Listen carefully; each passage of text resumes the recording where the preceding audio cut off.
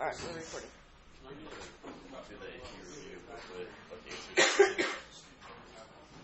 They're in that box over there.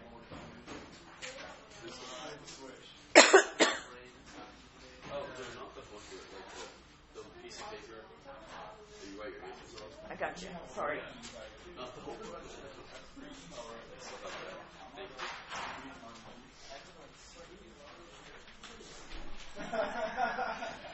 Okay, so this first question had to do with sample size. So you'll remember in your sample size formula, that standard deviation part, the n is always in the denominator and it's always under a square root. So if you multiply that n by 4, you're really dividing by the square root of 4. So you're dividing by 2. So when you multiply by 4 to go from 50 to 200, you're really getting a value that's half. Okay? So it's going to be 1/2 of the original.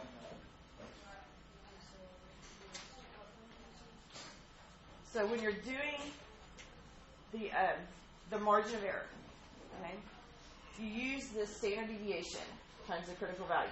Well, the critical value is not going to change with sample size. This denominator is what's going to change. So since it's in the denominator, when we multiply by 4, it's getting smaller. So how much smaller depends on what results from putting a 4 in there. So if you put a 4 in the denominator, square root of 4 is 2. So you're dividing by 2. If you put a 4 down here, it's also under the square root. So either way, you're dividing by 2. So it's half of what the original was.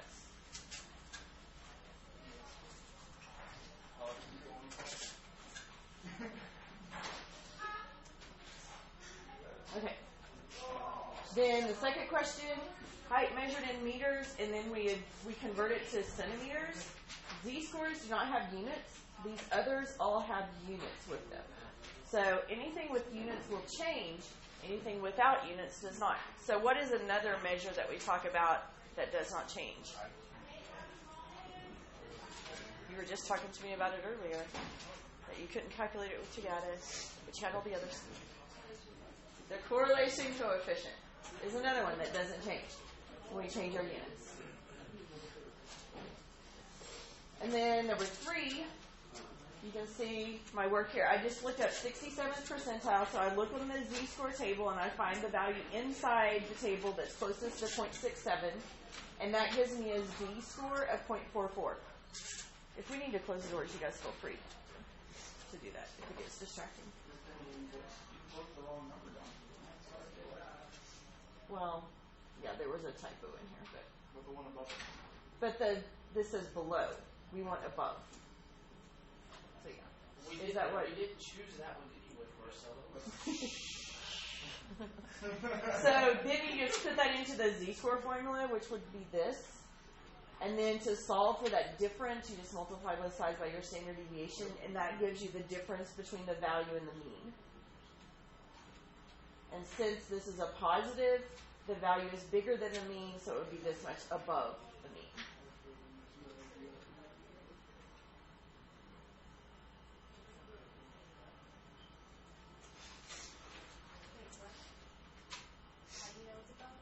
Because this is positive, the subtraction, since this number is bigger, we get a positive. If this number were bigger, we'd have a negative.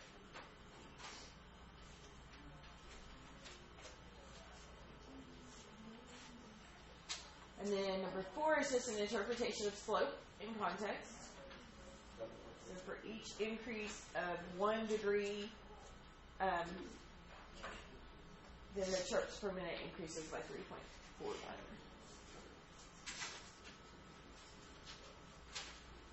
And number 5 is another calculation problem. So they give you the mean and standard deviation of the x variable and the y variable. And then when we combine them, when we do y minus x, you just subtract the means, you get -1. So that part you probably got. The other part, to get standard deviation, you have to square the standard deviations you were given to get variance, add them together, and then take square root to go back to standard deviation. You have to remember to do that kind of Pythagorean theorem kind of thing to get standard deviation.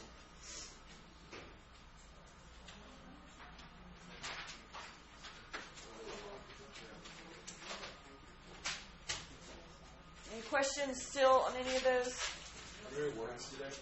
Oh yeah, we're doing words. Back over so we can get those.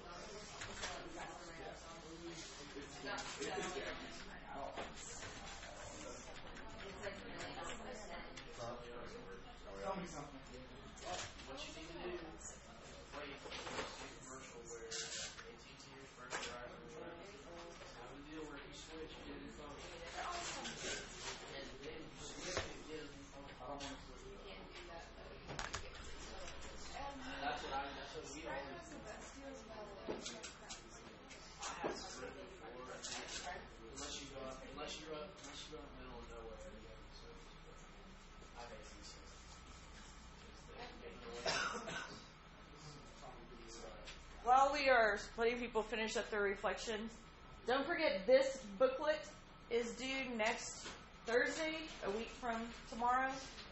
For your first part of a multiple choice, you will actually be able to put your answers in on Canvas. There is a Canvas quiz. It's just a practice quiz. You're not getting graded on that. This is what you're getting graded on. So you can go on. You can do it multiple times. I think I gave you up to 3 chances to change answers and see if you can get it. But this part is due next Thursday. So I want to remind you to be working on it. Don't wait until next Wednesday and try to get it all done, because that's a lot of work. So, does anybody not have one of these? Was anybody gone when I passed these out? Okay. All right, so let's talk about our words. So first one. This is back when we were doing random variables. And remember when it had it in like this chart format, you had each value that the variable could take on and then the probability of each one. So you take the value times the probability plus the value times the probability and all that to get the mean. What is another phrase that is used often in the question instead of the word mean? It asks you to calculate this, but it's really just saying what's the mean.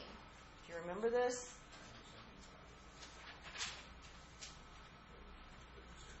It's 2 words. What? Estimated, not average. Good job, Hayden. Oh, he said it. He said no. No, he said Is that what you said? I Oh, heard Josh sorry. say it, that's what I said. I thought he said it earlier, but then I thought he said something else then. I don't know. Give me the extra credit. Yep. That means she learned it. Okay, second word. Oh, wait. I do feel like never showing up like extra. Can't even spell it. A little bit. To write it down. I forgot that's what we were doing. Okay, second word. This is when we're talking about the type of variables. Okay? There were two different types of variables. Do you remember them? No. Whenever when we're talking about a quantitative variable, there are two different types of quantitative variables. One starts with the D. Oh, okay. One starts with a C. No. Discrete and continuous. So this is going to be one of those two. I totally don't remember that. We talked about that. Wait, so those are both the answers? No. Those are your answer choices. Which one of those is whenever you're doing, like maybe the age of a person, or how many AP classes they're taking, or what grade they're in. Things that cannot be a decimal or fraction value, it's integer values. Which one of those is that? Discrete or continuous? Wait, say that again. Which of them? Discrete or continuous? Which one doesn't have fractions or decimals or anything like that? It's integer values. Okay, number 3 is going to be a little more recent. Some of those are a little bit far back. Number 3. What does CLT stand for? Oh, What does that mean? They use it when it's- CLT. I know when it's 30 or greater than 30. Less than 30. When it's at least 30, yeah. It applies. It applies, but what is it?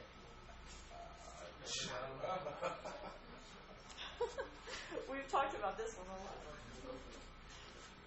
Okay, I thought that was going to be an easy one. Not quite. Okay, number 4. This is another one we've talked about a lot recently. What is the symbol that we use? What is the symbol we use when we're talking about level of significance? So when it says this is the level of significance for this problem that you would use, what symbol do we use to say this symbol equals the value?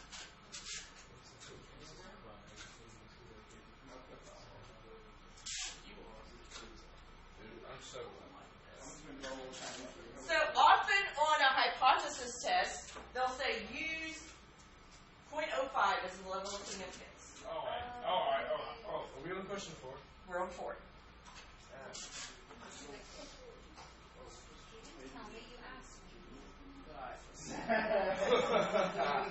Yeah. My question is why, that's what I thought. Okay, number 5.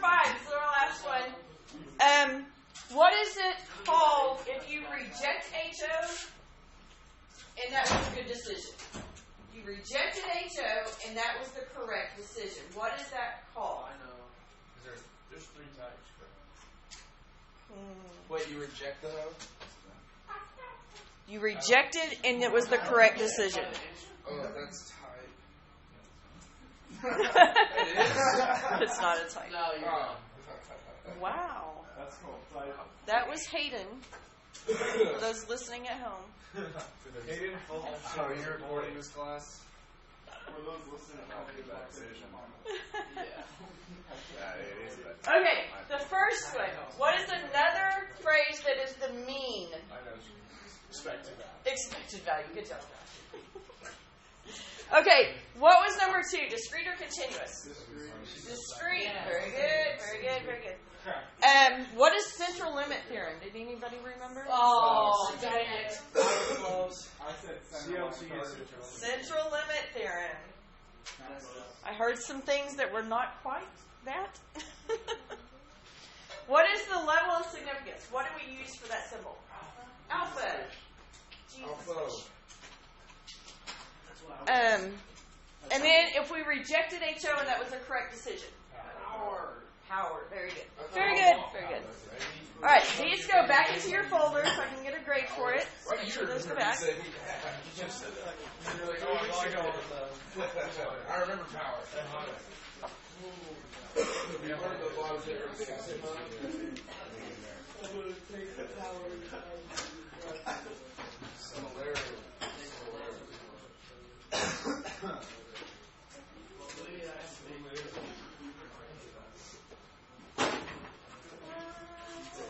Okay, then go ahead and take out this page that says About Chi-square Test at the top.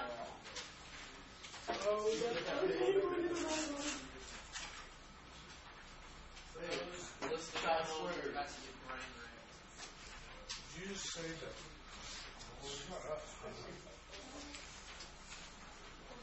Brain wrecked.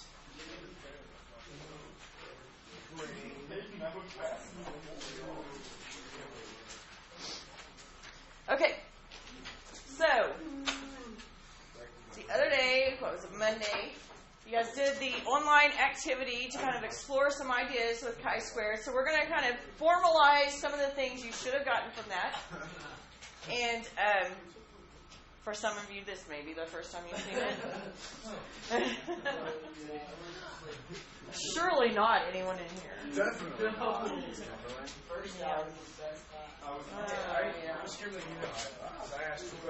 I know. You're a very good student. No, I'm really not.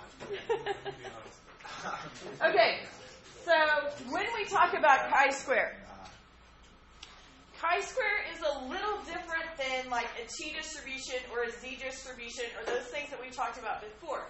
Because those of you who did the online activity and got to the part where there was the slider, the sliders, there was one part where it had the curve drawn and you slid it to talk about degrees of freedom. Anybody get to that? Yes. What happened when you got to larger degrees of freedom? The bump got smaller. Okay, that's one way to say it. What about when it was small degrees of freedom?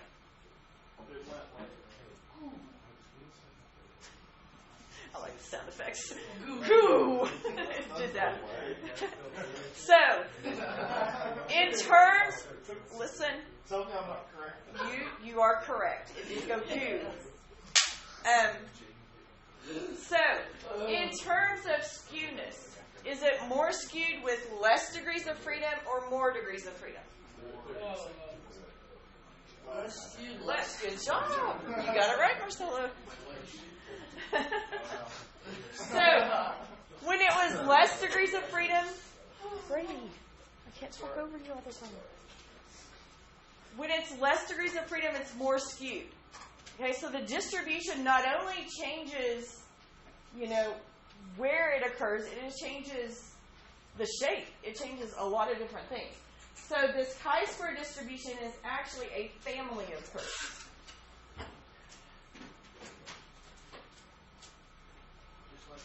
Because for each different degree of freedom, we have a different curve. Okay, it's shaped differently, it gets different probabilities, all of that. You are so good.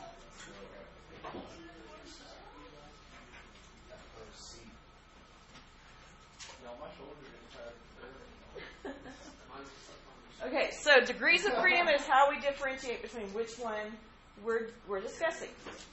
So, the chi-square test is non-parametric.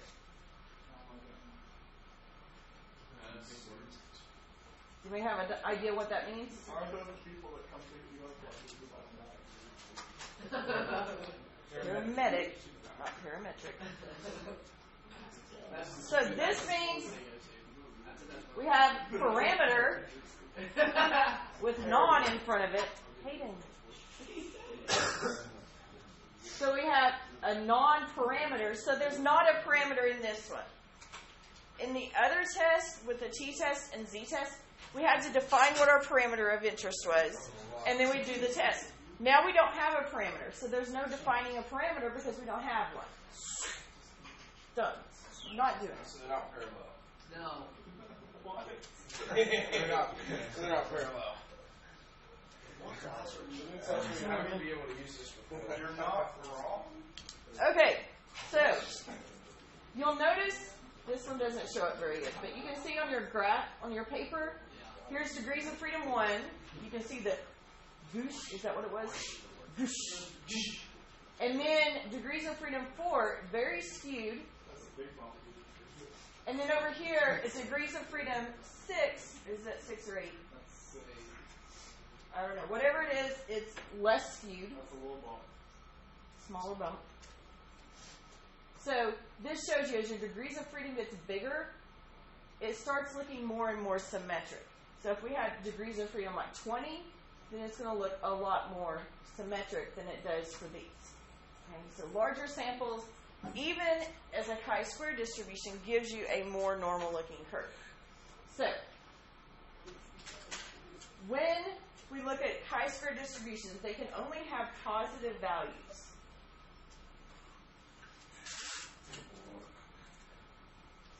Do I need to start moving seats?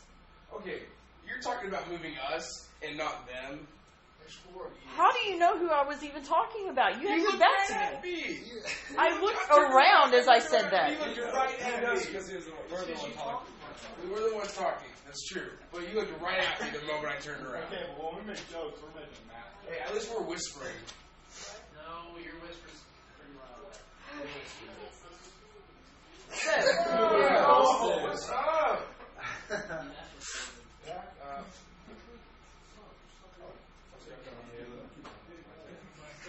so these are all skewed to the right, described by specific degrees of freedom.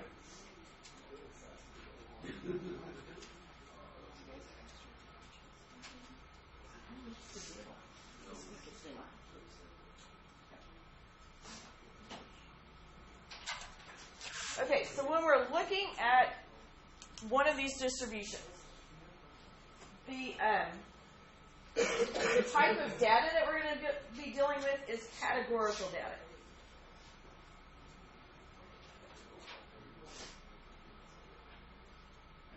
Meaning it doesn't make sense to find an average. It doesn't make sense to get a standard deviation or any of that. It's categorical. So you wouldn't be able to do this. So what we do is we see if the data fits what we expected.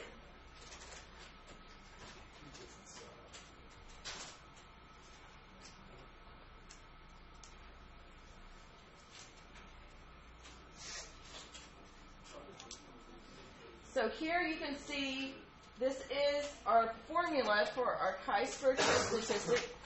This is given to you right here on the formula sheet. You do not have to memorize it. It is exactly like what you see on your paper on the formula sheet. Okay, so it's right where we looked at. There's our test statistic. There's our confidence interval formula, our standard deviations, and then at the very bottom, chi-square. Okay, so right before you get to the tables. So that is going to be provided for you. You just need to know how to use it. Okay, so if we're looking at this first, excuse me. If we're looking at this first one, you're going to roll a die 100 times. You are not actually going to roll a die 100 times. But how many would we expect to be a 4? So what's the probability of getting a 4 on one roll? 1/6. So we do 1/6 times 100.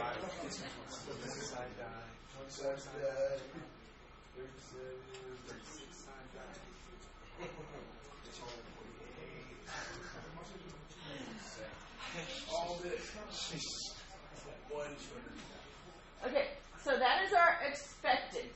Now, you will not be given the expecteds. You will be calculating those. So this is how you do it. You take the probability for each time times how many times it occurs. And then you're just going to get that expected count. So part B says you actually rolled it and you got 20 that were actually, this is our observed, is 20. So this is our expected, this is our observed. We should be able to plug those in and get our chi-square values. So chi-square, this one is curved, this one is straight. Make the chi-square. So fancy X. Kind of a fancy X. It's like So we do observed minus expected, so 20 minus 16.67. And that is squared over the expected, which was 16.67. And that gives us our chi-square value for that event.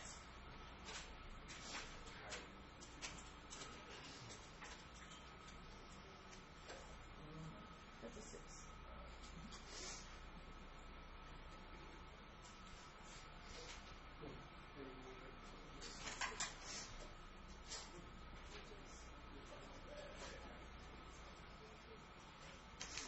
Okay. Questions on that? So this is how you're going to be doing it. They're going to give you a probability. You use that to get the expected, and then they will tell you the observed, and you calculate a chi-square value. Yeah, I accidentally wrote a 0, and then I made it a 6.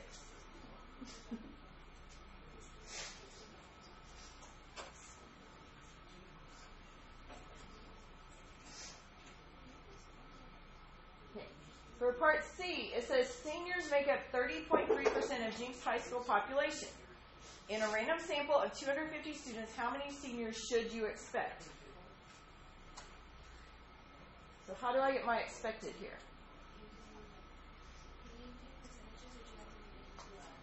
You have to make it a decimal.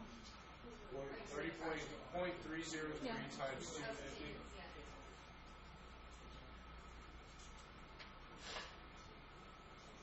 Perfect.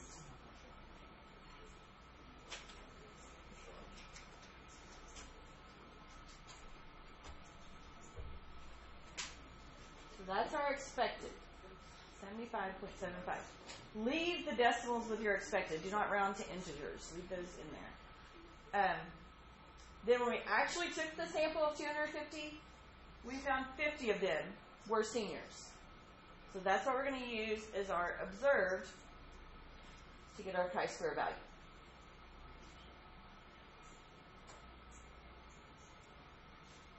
Our observed minus expected squared over expected.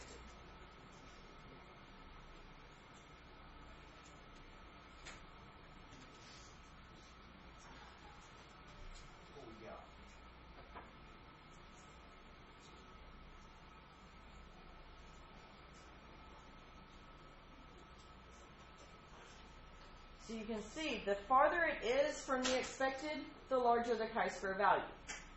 This one wasn't too far away. This one, a little farther. So we get a bigger value.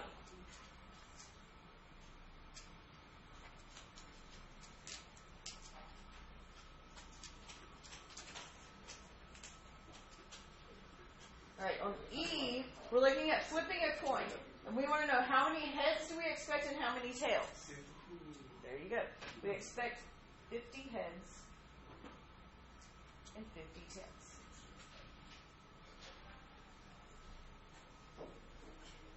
So now that we have two different expecteds, we're going to have to get a chi-square for each one, and then we add them together. So our chi-squared, for our first one, for heads, we observed 65.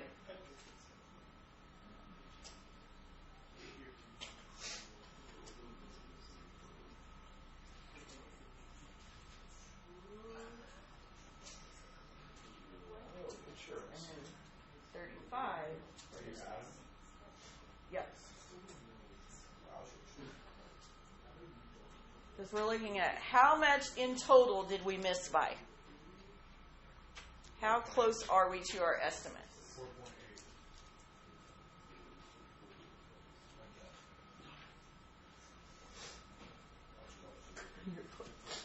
If you double it, then you're even closer.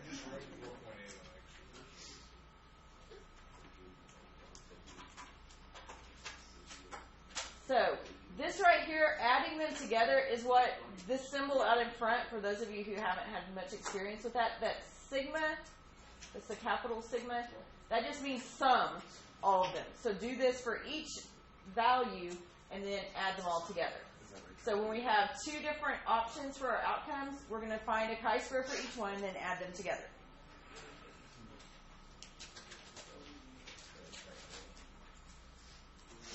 Questions so far? Okay, on the next page, we're going to see, this is our table for chi-square. This is the same thing that's on your formula sheet.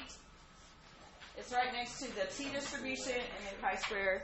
So we had t-distribution over on this side, and then chi-squared is right next to it. Okay, so this is just the same one, so you don't have to keep looking back over here. So, here, the idea is, we get this chi-square. That's our chi-critical value. Basically, it's drawing a line saying, we're going to see where our test statistic is in relation to this value. The shaded area on the right, the percentage of the curve that's shaded, this is our alpha level. So if we have an alpha of 0.05, 5% is this amount of shaded area. Okay, 95% is unshaded. So when we get a test statistic like what we were doing on the front page, and we see what the value is, we compare it to this and we say, is it less than this value? Because remember, 0 is over here. These are all positive values. So if the number is between here, we do not reject. If the number is out here, then we're saying it's more unlikely than what we've said is our standard for unlikely. We say these things in here, we're okay with it being this different, but once it goes beyond that, it's so different that we can't say we have what we expected.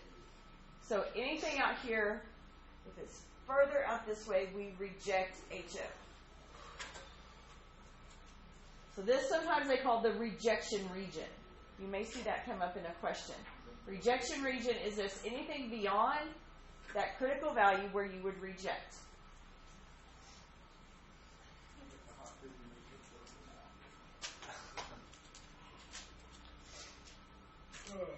Okay. So what we're going to look at is we have degrees of freedom and alpha. So you'll see along this side, degrees of freedom, along the top are the alpha levels.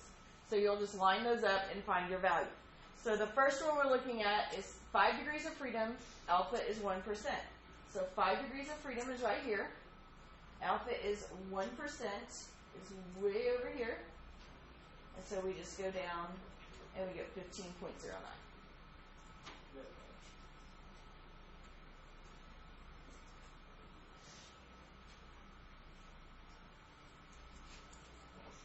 Are we okay with where I got that?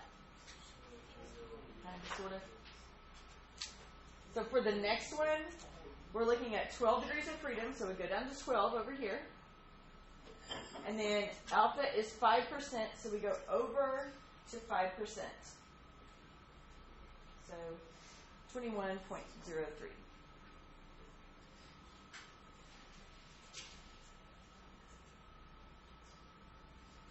What about this next one? Degrees of freedom is 3, alpha is 2%. So our alpha is 2%, so it's over here. How much? 9.84, good. Okay, see if you can come up with the next one. Degrees of freedom is 20, alpha is 10%. Don't say it out loud yet. Let people get a chance to look for it.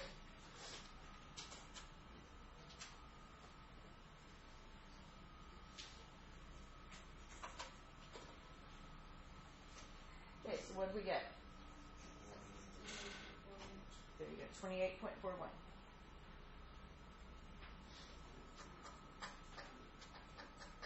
Are we okay with doing those, just finding the value? So this is the value. If we get a test statistic that's less than this, we don't reject. Greater than this, we reject. Okay. So what is a rejection region? It is the range of values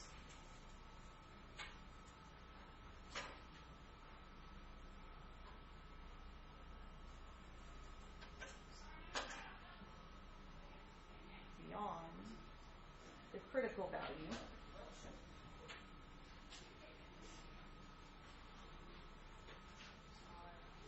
from the table.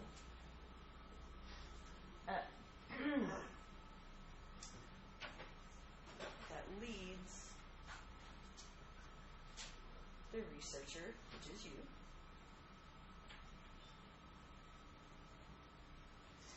to reject the null hypothesis.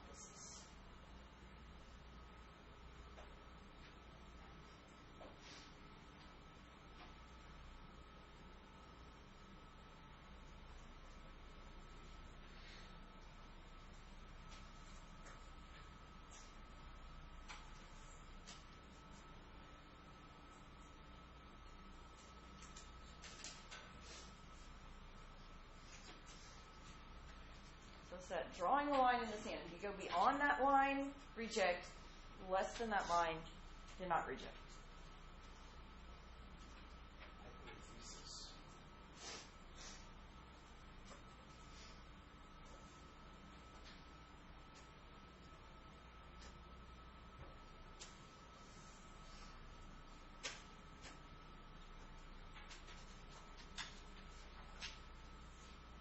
Okay.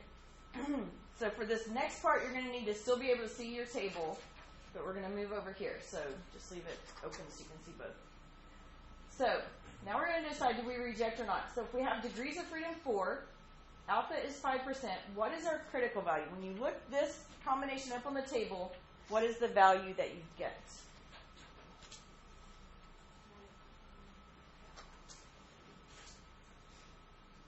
So we have 9.49.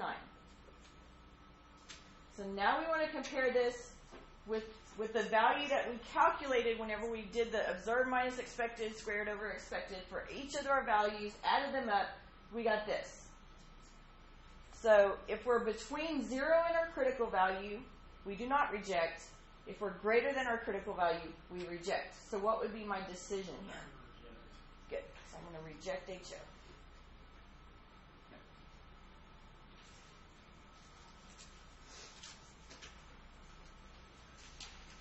So, what about the next one? We have degrees of freedom 6. Alpha is 1%. So, what's my critical value?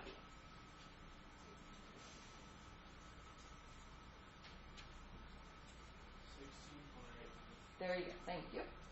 So, my chi-squared test statistic is 8.21. So, what is my decision? Do not reject. Good.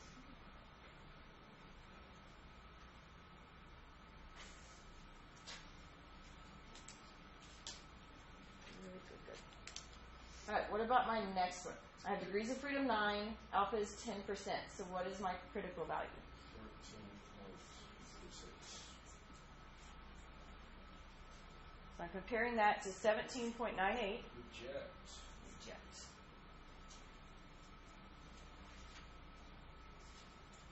Very good.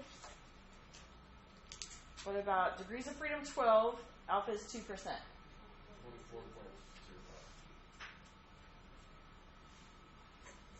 So I'm comparing that to my test statistic. Do not reject. Good.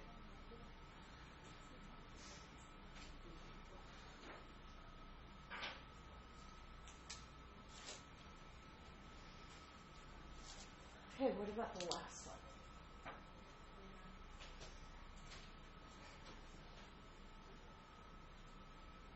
So I'll reject. Good.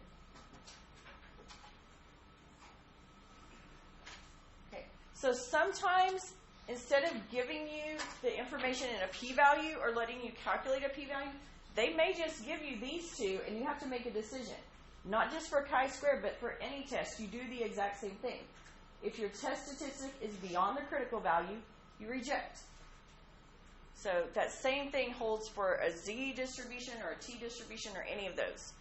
So this is something that may come up on a question. Questions on that? Is it making sense? Okay. So there are 3 different types of chi-square tests. So the first one is goodness of fit. That's the one we looked at on Monday. So a goodness of fit, we gather data from one population.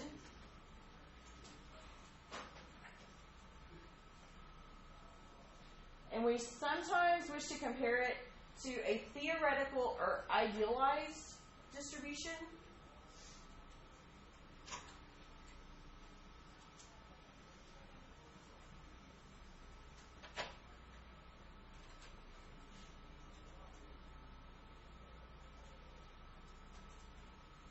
So that's where we see, what do we expect? What do we think should happen? And this data, when you look at the problem and it gives you the data, it's a list of data.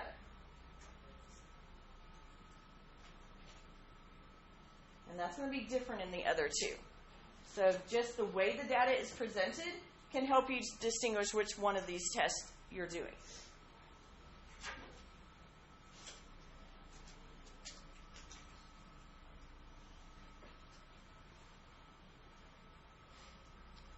So that's the one you kind of looked at on Monday. We're going to do a little bit more with it today. The other one, the next one that we're going to look at is homogeneity. So this one is 2 or more populations.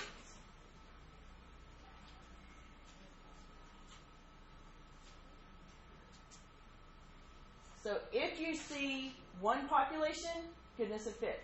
2 or more, you're thinking it's going to be homogeneity at this point. So that right there can tell you something about which one it is. Okay?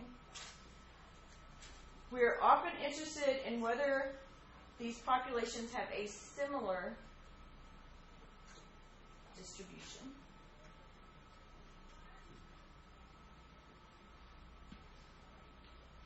or different distribution.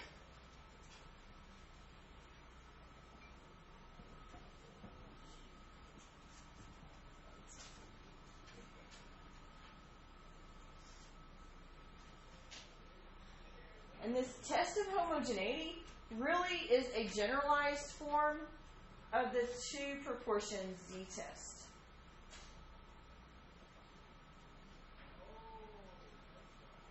That's how it was adapted from that to this homogeneity test. And this one, instead of it being a list of data, this is a contingency table or a two-way table.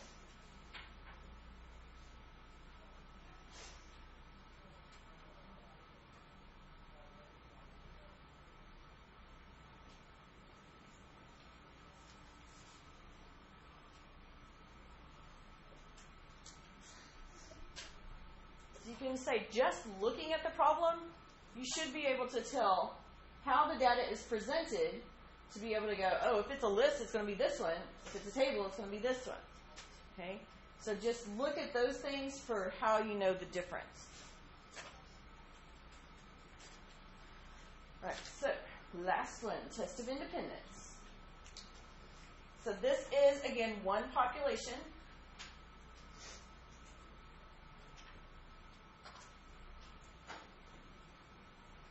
And it's based on 2 variables.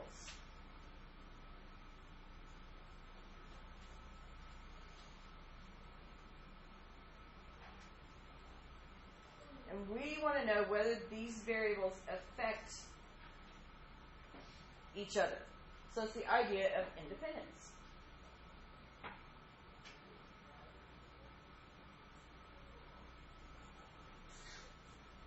These are also as a contingency or two-way table.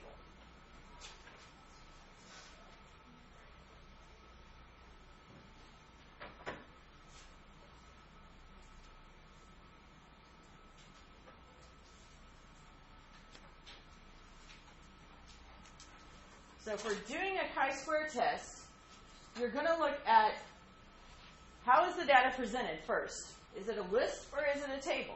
If it's a list, you automatically know you're going to be here. If it's a table, it's one of these 2. So then you want to know, was it drawn from one population or from 2 or more populations? And that will distinguish between these. Okay? Often, and you may want to write this next to it, I don't know. Often in independence, it will have the word, it'll have a phrase like, is there a relationship?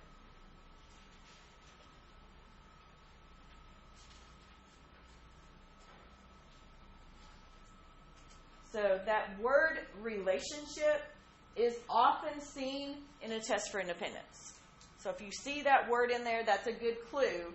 It's a test of independence. These 2 are the ones people get confused the most because the data is presented in the same way.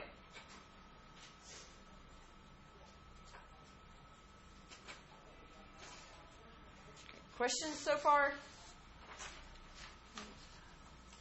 Okay. So let's move on to our other paper. Chi-square tests. So as you can see, when you do a full chi-square test, it's the same 6 steps that we've done on every single test we've done. Okay? All of those 6 tests are just the same steps. But there are some slight differences to how you do them. So some things are similar, some are a little different. So first of all, we're going to name what it is. So we're going to conduct a chi-squared test. Now, my recommendation when you're naming the test, I would just say chi-squared test. I would not differentiate between the 3, because if you just put this and then do everything else right, you get full credit. If you put chi-squared test for independence and it was really for homogeneity, you get counted off even if the rest of it is right. So I would say just leave it as chi-square test. If you're looking online, if you're looking at some of the online websites that help you with studying, they may go ahead and name it the full name, chi-square test for independence or chi-squared goodness of fit test. Just realize that's fine as long as you get it right, but if you get it wrong, you're going to get docked. So just don't get it wrong. Easy. So when we look at degrees of freedom, these are calculated differently for chi-squared. So if we're doing a goodness of fit,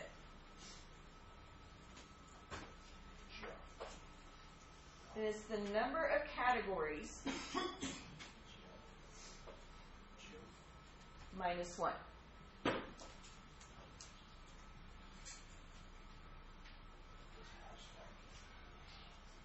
Hashtag categories.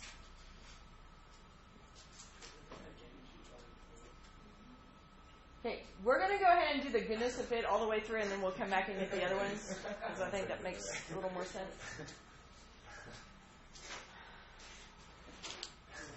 Okay, so for goodness of fit,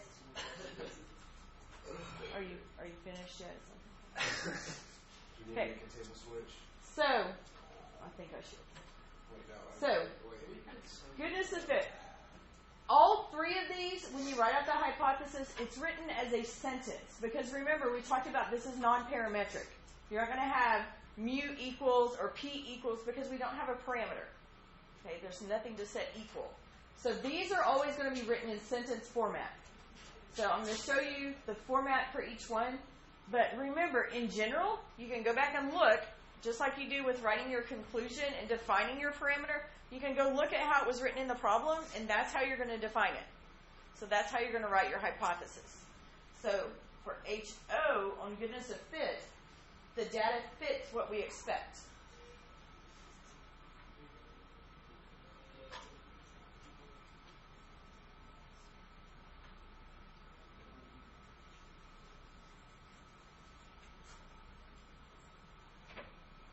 So what do you think HA is going to be? It doesn't fit. Good. And doesn't fit or differs from or something to say it's not the same.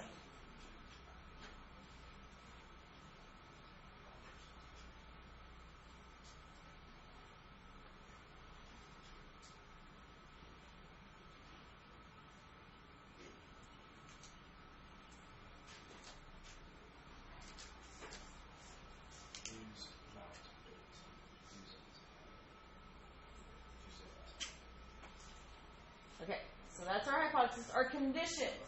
So we're going to have the good quality condition again. Good quality data. Now this time there are 2 things to check for this. We don't just check randomization. We want it must be counts. And there must be randomization. So we want a randomly selected sample or randomly assigned treatment, but we also want the data to be actual counts of how many people had this characteristic or how many things fit into this category because it's categorical data. And our other one is the large enough.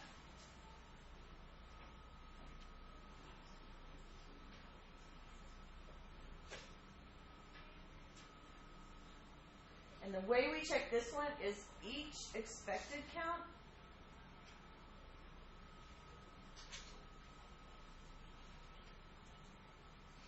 must be at least 5.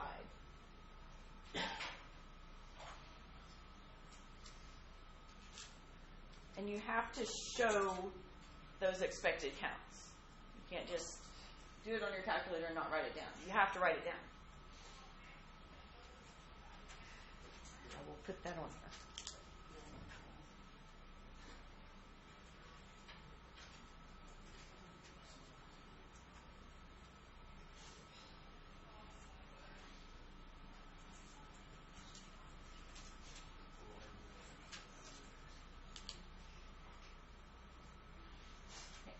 Then to get our expected value, for goodness of fit, the expected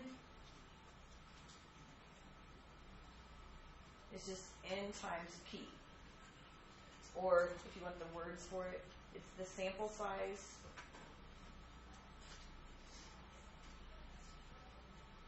times the probability of that outcome.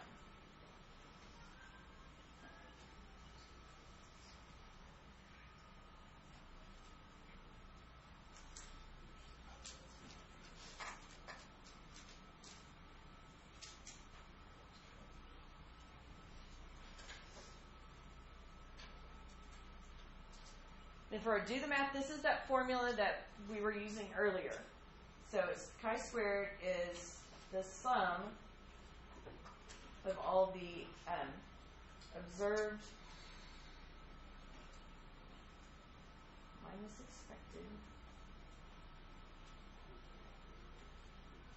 squared over expected.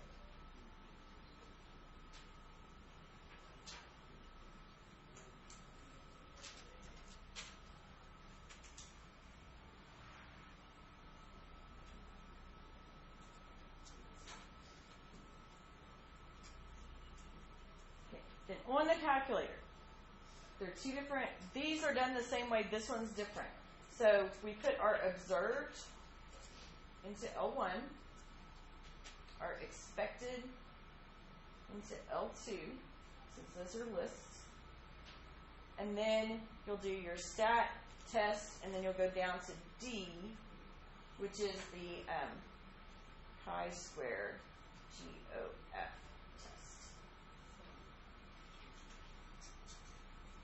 And then write down your answers.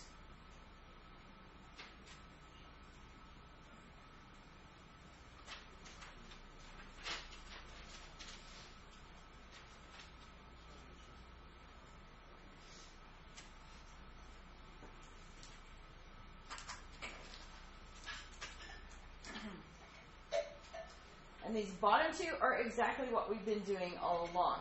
So if the p-value is less than alpha, you reject HO. If the p-value is greater than alpha, you do not reject.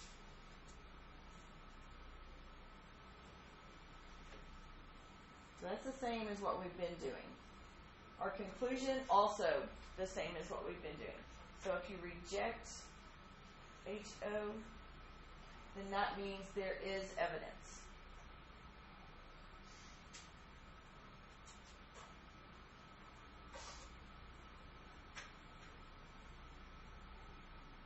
And we always write our conclusion in terms of the alternative hypothesis.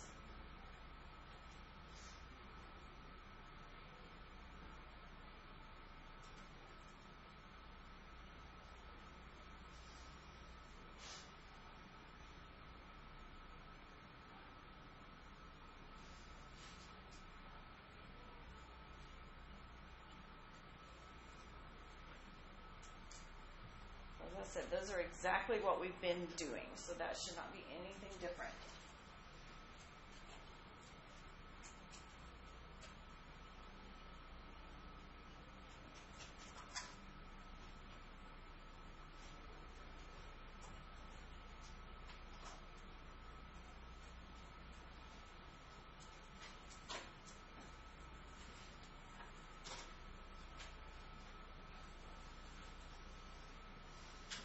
good? Okay. So let's look at an example. We're going to go through one of these together. We're going to come back into this. Okay, so here we have a company that claims each batch of its deluxe mixed nuts contains 52% cashews, 27% almonds, 13% macadamia nuts, and 8% Brazil nuts. To test this claim, a quality control inspector takes a random sample of 150 nuts from the latest batch. The number of each type of nut is in the table below. Is there evidence that the company's mix is different than what they claim?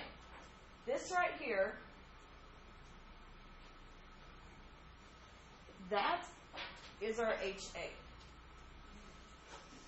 Whatever they're wanting us to test to see, is this true?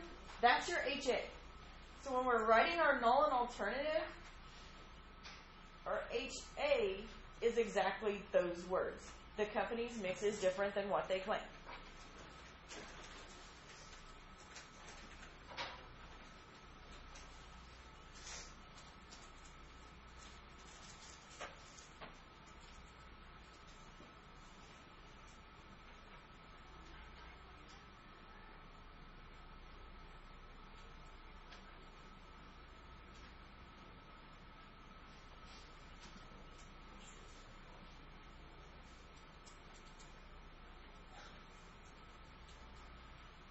So what do we think is going to be HO? If this is that they're different, they're the same. So the company's mix is what they claim.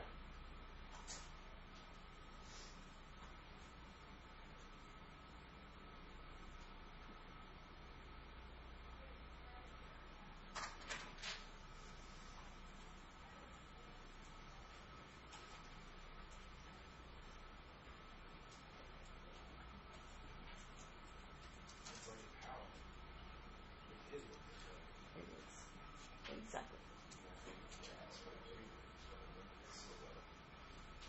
Okay, then B says they want us to find degrees of freedom. So degrees of freedom, remember, is the number of categories minus 1. So we have 4 categories of the nuts. We take away 1, there are 3 left. That's our degrees of freedom.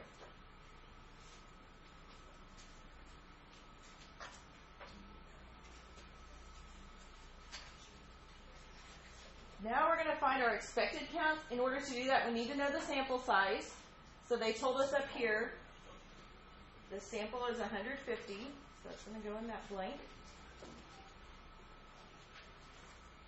So we're going to take each of these percents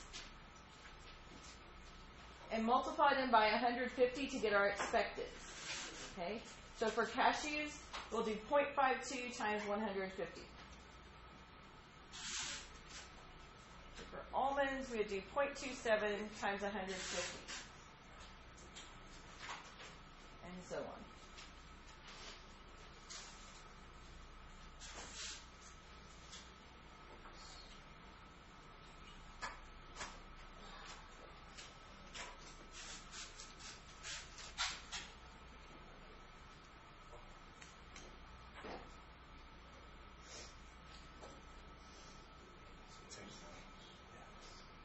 So next we want to check conditions.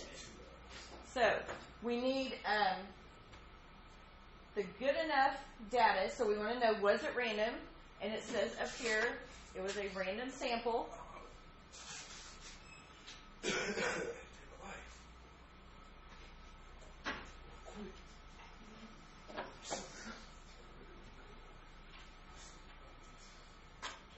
And we also want to know, is our data made up of counts of how many of something it was?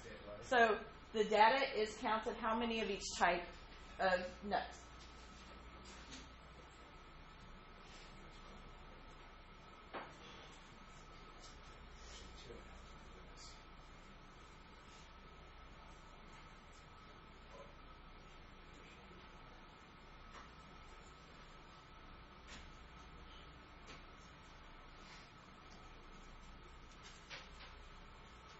And our other condition is we want to check that our sample size is large enough for at least how many expected count? 5. Good job.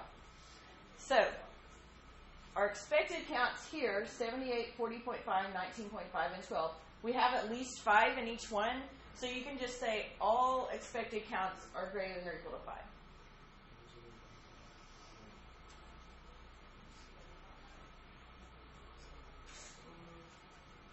Since we have already written what those expected counts are, we do not have to write it again. We can just say refer above, those are the expected.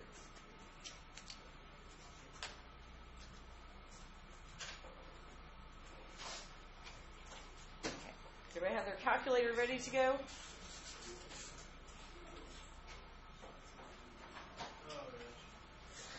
So we're going to go into the calculator and enter L1 is your observed, L2 is your expected. So enter those into your calculator.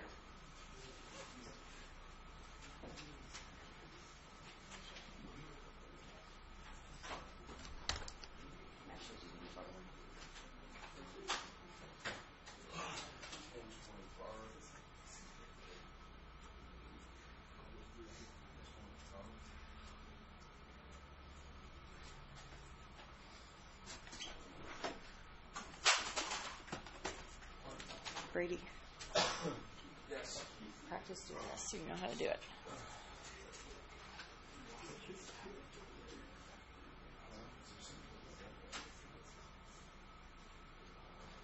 Okay, are we good up to here? So, once we've done that, then we go to stat, test, and chi-squared GOF. Yours may not have it on there, but I'll get it for you if it does. I'll transfer it.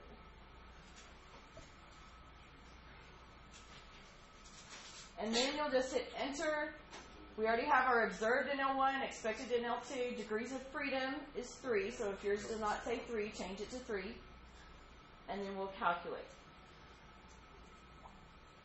So there's my chi-squared value, that's our test statistic, and our p-value. So we're going to write those down to show this is what we got from our test. I asked her the other day, and she told me, oh, I have a book about it if you want it. I do. It's a really interesting book. So, like, someone was just sitting alone, bored, and was like, I'm going to think about this. This makes sense. I'm going to write it in a book and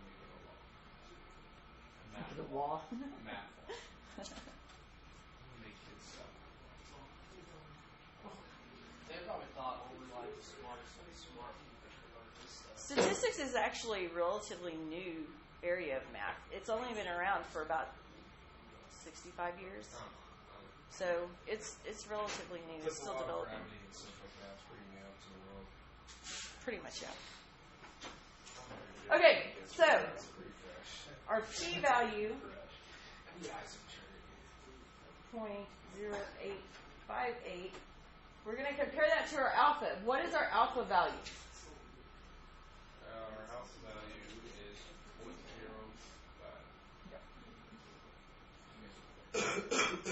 So, this is greater than.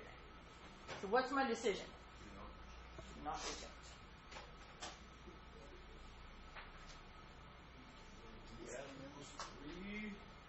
Yep.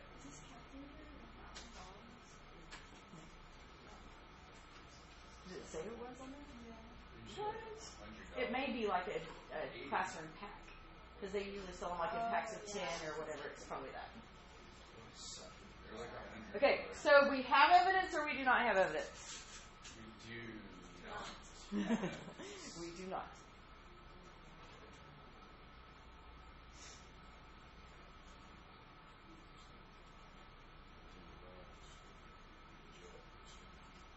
And then we just write our HA statement.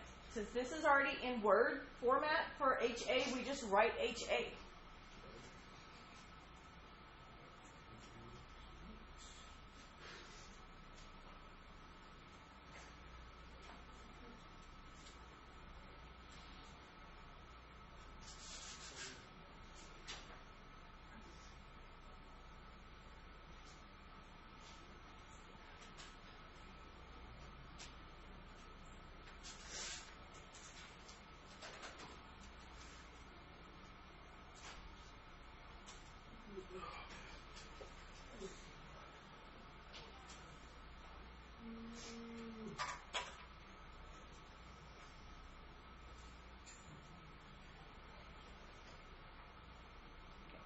making sense so far? Okay. I'm just going out on a limb here. I could be totally wrong. I'm going to say there may be a couple people in here who did not finish problem set 67 from Monday. Any truth to this statement? What I'm saying. So, problem set 67 is doing one of these. It's exactly like what we just did. So I'm going to give you guys about, no, because we still have other notes to do. I'm going to give you guys about 10 minutes, work on that, and then we'll do our other set of notes.